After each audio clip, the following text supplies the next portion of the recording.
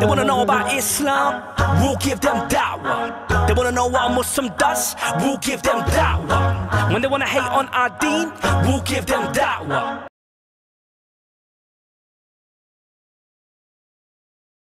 Really? Yeah, see it on Facebook. Try and stop it.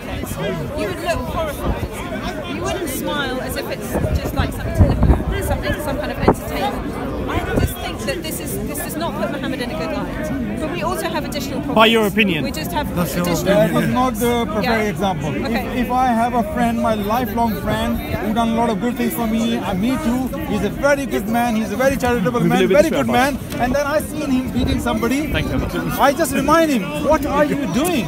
So for him, enough to know that he's doing something Have you dealt with the New Testament statements that tell slaves to obey their masters even when they're cruel to you? Have you dealt with that? Yeah, and the Old Testament. No, have you dealt with that? No, in the New Testament. We just started. Is it the New Testament? In the New Testament, for example, it says, "You who are slaves must accept." Oh, you want to take over with him? I want to take over. No, I'm just asking a quick question. If I My very learned brother here. Sorry, Let me finish. Just a quick question with you.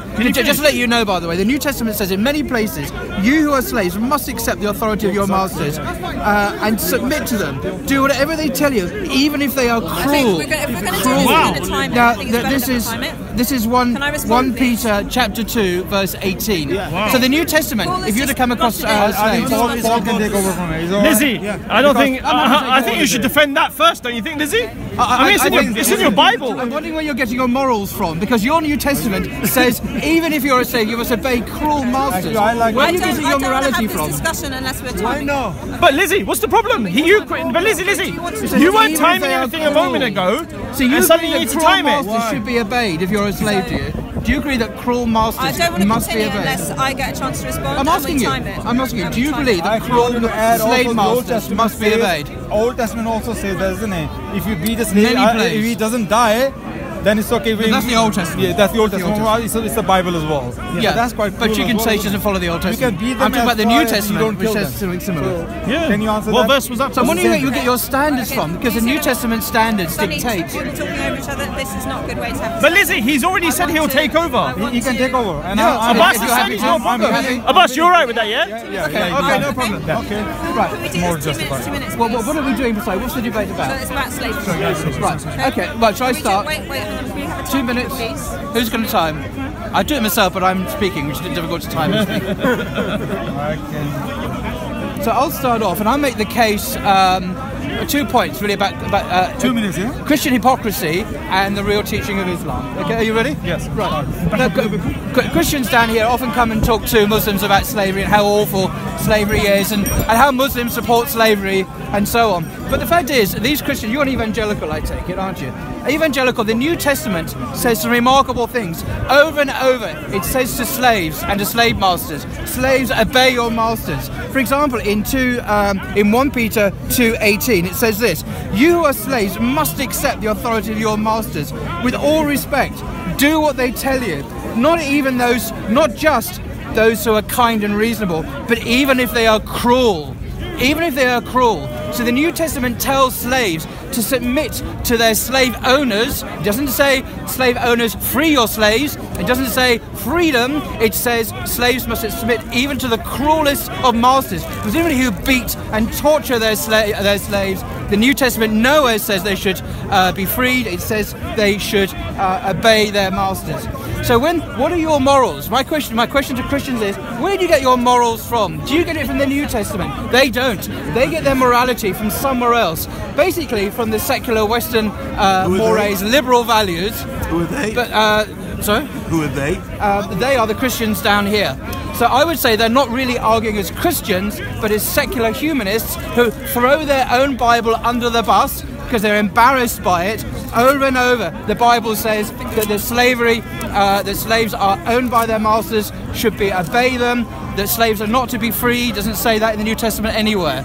So my charge is of secularism on the Christians, that they do not follow their Bible, they throw it under the bus, and then they have the temerity and the hypocrisy to criticize Muslims. And I'm saying that that is a false prospectus. So that's my argument. Over to you. Okay, so we started this topic about slavery, and Paul has gone straight in there to the passage of 1 Peter 2 about submitting, basically slaves submit to your masters with all respect. But I think what Paul is using this example for is he's talking about Christians in general bearing up against unjust suffering. For it is commendable if a man bears up under the pain of unjust suffering because he is conscious of God. So in a way this is making the point that it's a little bit like what Jesus was saying with turn the other cheek and loving your enemies, okay? So I don't think, and also don't forget that actually what is meant by slave in the New Testament is probably more akin to what servant is today. People weren't slaves in the sense of, you think of the transatlantic slavery where they had absolutely no rights at all. It just meant that they were kind of bound to a family. In fact, in the King James Version of the Bible, they don't translate slave in the same way that the NIV and the ESV translates the Hebrew word as slave. They translate it much, the majority of the times they translate it as servant. And even doctors and lawyers and writers in one sense could be slaves in that they were in the service, they were in the economic service of another family. But I'd like to just come back to the original premise, I guess, of this argument, which is slavery in Islam and Christianity. And I just want to come back to the real basics, really, and ask a very simple question. So we know that Muhammad traded and owned slaves. He owned 26 male slaves and 10 female slaves, possibly more, but the 10 are the ones that we know that are named. He sanctioned the taking of women as sex slaves. There's this phrase all the way throughout the Quran called "Those who your right hand possess." I'd like Paul just for you to tell me, what do you think of this particular phrase? How do you justify those who your right hand possess? Right. I think Lizzie is dealing in classic Christian spin. It's not really Christian, it's secular humanist spin. The Greek word that's translated as slavery is doulos. Go look it up in a dictionary, D-O-U-L-U-S, and it means slaves. It doesn't mean like a butler or a maid, like you're trying to spin it. It means a slave. And Roman slaves had the most awful time. The masses of slaves, they worked down the mines, they were treated brutally. And do not forget what the New Testament repeatedly says, and I repeat it again: slaves, obey, submit to your masters, not only to those who are good and considerate, but also those who are cruel. Now, this is a terrible thing to say to another human being if they're in servitude and suffering. If you really think you would counsel your brother and sister who's a Christian to submit to a cruel master, I think it's a terrible thing for you to suggest. Now, as regards authority in general, this is what the New Testament says about, see, the Roman Empire was built on slavery, the most appalling slavery, and this is what Paul in Romans says, and this applies to all systems throughout the world. Paul says in Romans chapter 13, let every person be subject to the governing authorities. Now note that Paul wrote this when Nero, that hideous Roman emperor, was Caesar. He wrote this when Caesar was emperor in Rome. Let every person be subject to the governing authorities, for there is no authority except from God. So Nero's rulership comes from God, and those authorities that exist have been instituted by God. Therefore, whoever resists this authority resists what God has appointed, and those who resist will incur judgment. So basically, this is Paul is saying to people, slaves, your situation, your position is instituted by God, and if you resist slavery, you are going against what God has instituted. And this is a terrible outlook to have on life. So before you start criticizing other religions, you need to get your house in order, my dear.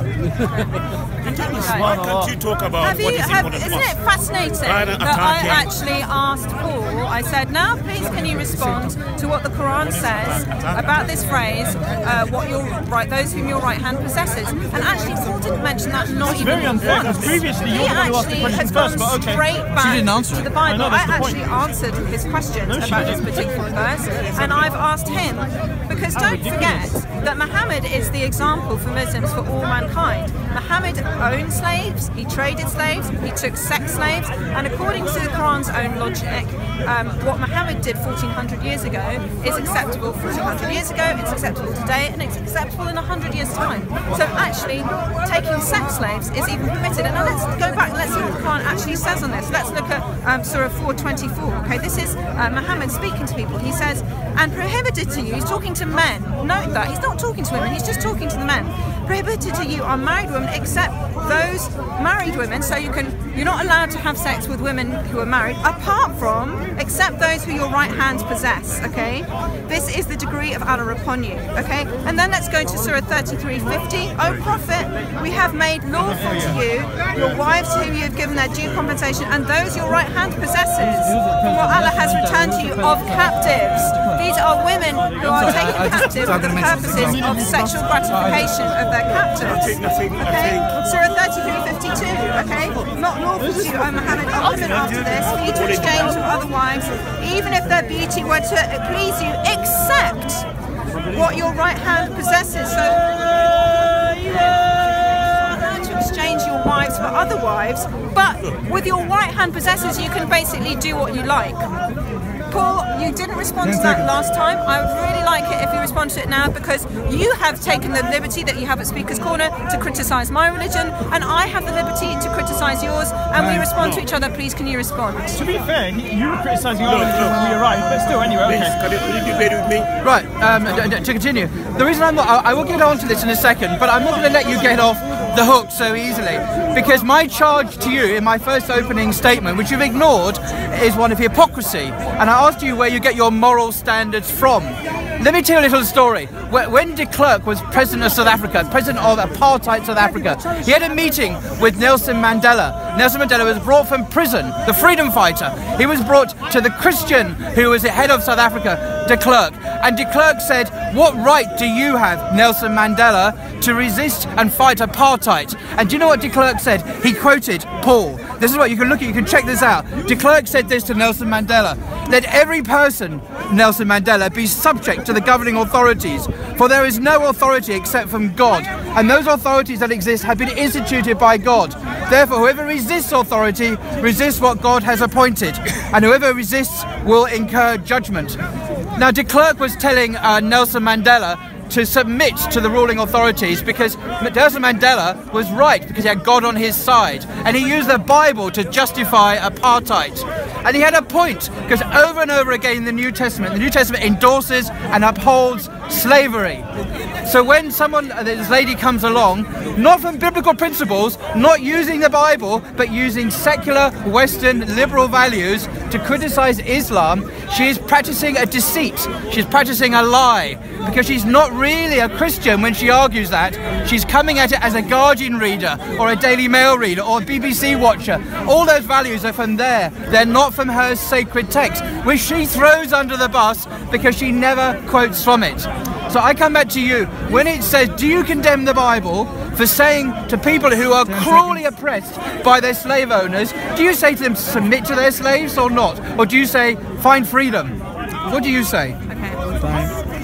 Right, notice again that Paul has not talked at all about Islam. Because you've not addressed my point, my first point. So you can address. I made the opening point. You have failed to address it. Secondly, okay. Secondly, also Paul himself is displaying a degree of hypocrisy here, because he says he's outraged by the very idea that God has appointed authorities and there's no authorities that God hasn't established, when actually he, as a Muslim, believes in Sharia, believes that there's only a form of legitimate authority is God's authority, the Sharia law. So he cannot really put that charge against me, because it comes straight back to him. Now, you can address the charge I made. I would like Paul to. I don't know why he is so keen to not talk about this issue of sex slavery. Anyway, we've got to go pray. As you saw, Paul, she didn't answer your question. You asked the question first. Is that correct? Yes. I'm now going to terminate this, because I feel that she is not. This is a waste of time. She has not answered the point about her own standards. She claims to be a Christian who gets her standards from the Bible, but she never references the Bible. She refuses to actually deal with the Bible, the New Testament's own teaching. So until she actually deals with the issue that I initially raised in my opening statement, and she has failed over and over and over to deal with that, she wants a free check not to deal with this, and I'm not going to give it to her. Excellent. So end of subject. That's why the timing-wise is never a good idea anyway. Thank you very much, Paul. It's Salah time now, everybody.